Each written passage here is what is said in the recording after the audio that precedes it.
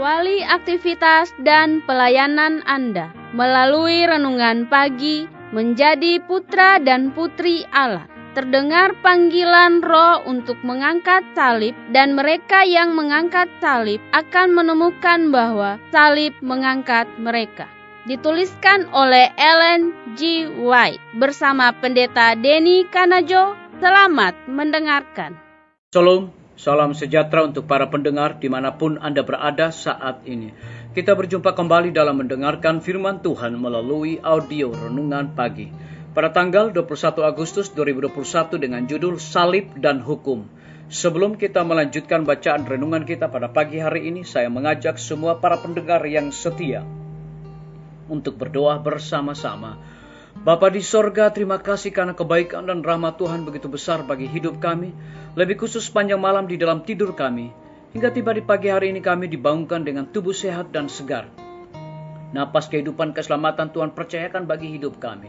Sebelum kami melakukan tugas pelayan pekerjaan kami sepanjang hari ini, kami rindu untuk belajar tentang kebenaran firman Tuhan. Curahkanlah kuasa Roh Kudus-Mu kepada kami, agar kami dapat mengerti dan mempraktekkan di dalam kehidupan kami. Terima kasih Tuhan Yesus, ampuni kami Bapa, karena kami sudah berdoa hanya di dalam nama Tuhan dan Juru Selamat kami. Amin. Ayat inti kita terambil di dalam Hosea 14 ayat yang ke-10, demikian firman Tuhan. Siapa yang bijaksana biarlah ia memahami semuanya ini. Siapa yang paham biarlah ia mengetahuinya. Sebab jalan-jalan Tuhan adalah lurus dan orang benar menempuhnya. Tetapi pemberontak tergelincir di situ. Mari kita ikuti penjelasannya. Salib berbicara kepada penghuni sorga, kepada dunia-dunia yang tidak jatuh, dan kepada dunia yang jatuh.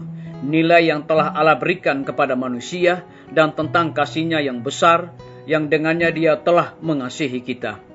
Itu bersaksi kepada dunia, kepada para malaikat dan kepada manusia, kekekalan hukum ilahi.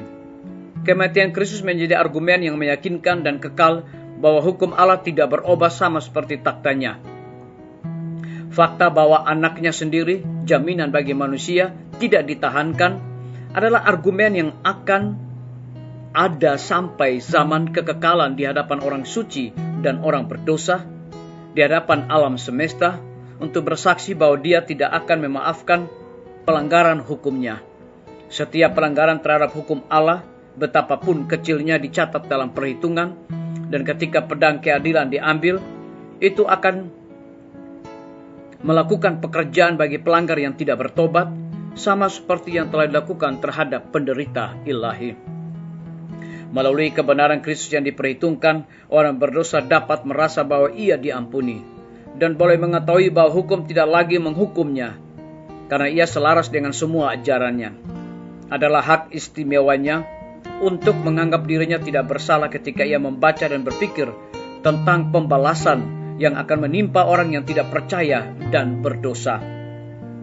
Dengan iman, ia memegang kebenaran Kristus, mengetahui dirinya sebagai orang berdosa, pelanggar hukum kudus Allah. Ia memandang kepada penurutan Kristus yang sempurna, kepada kematiannya di Golgota untuk dosa-dosa isi dunia, dan dia pun beroleh kepastian bahwa dia dibenarkan oleh iman dalam jasa dan pengorbanan Kristus. Ia menyadari bahwa hukum dipatuhi dengan namanya oleh anak Allah, dan bahwa hukuman pelanggaran tidak dapat jatuh pada orang berdosa yang beriman. Penurutan yang aktif dari Kristus membungkus orang berdosa yang beriman dengan kebenaran yang memenuhi tuntutan hukum itu.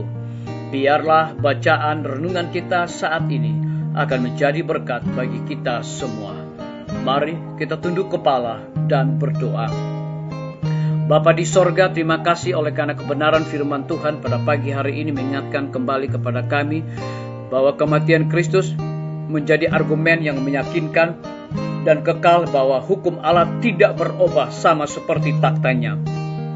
Faktanya bahwa anaknya sendiri, jaminan bagi manusia, tidak ditahankan adalah argumen yang akan ada sampai zaman kekekalan di hadapan orang suci dan orang berdosa, dan di hadapan alam semesta Allah. Terpujilah nama Tuhan.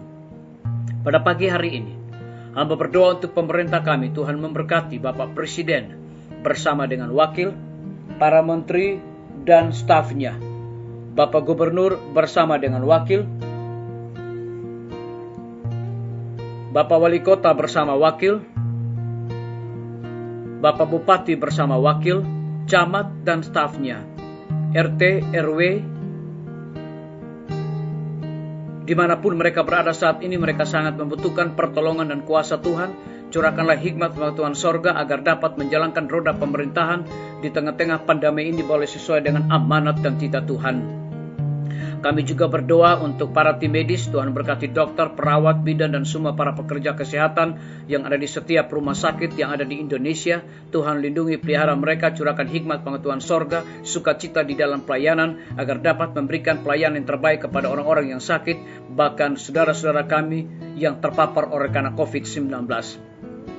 Kami menyerahkan guru-guru, kepala sekolah, dan semua siswa ke dalam tangan Tuhan.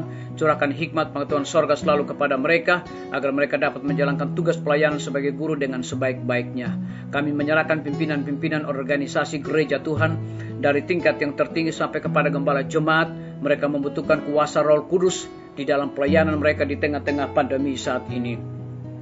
Kami berdoa untuk TNI, Polri, PNS, wira swasta, petani, pedagang, nelayan, ojek online, dan saudara-saudara kami yang ada di dalam penjara. Tuhan lindungi, pelihara mereka, cukupkan kebutuhan mereka, dan biarlah mereka juga menjadi saluran berkat bagi sesama kami manusia. Kami berdoa juga untuk para pendengar yang setia dimanapun mereka berada saat ini yang berulang tahun. Dengan bertambahnya usia yang Tuhan percayakan di dalam hidup mereka, mereka selalu bersyukur dan melayani Tuhan senantiasa. Yang sakit di rumah, bahkan rumah sakit, mereka membutuhkan pertolongan dan jamahan Tuhan yang ajaib bagi tubuh mereka. Yang berada di dalam kebimbangan dan ketidakpastian, Tuhan berikan kepastian dan iman yang teguh kepada mereka untuk terus berharap kepada Tuhan. Yang membutuhkan biaya untuk pendidikan anak-anak mereka, kiranya Tuhan memberkati setiap usaha dan pekerjaan mereka dan cukupkan segala kebutuhan mereka. Terima kasih Tuhan Yesus, dengarlah doa kami Bapa, dan mau mengampuni segala dosa kami, karena kami sudah berdoa hanya di dalam nama Tuhan dan Juru Selamat kami. Amin.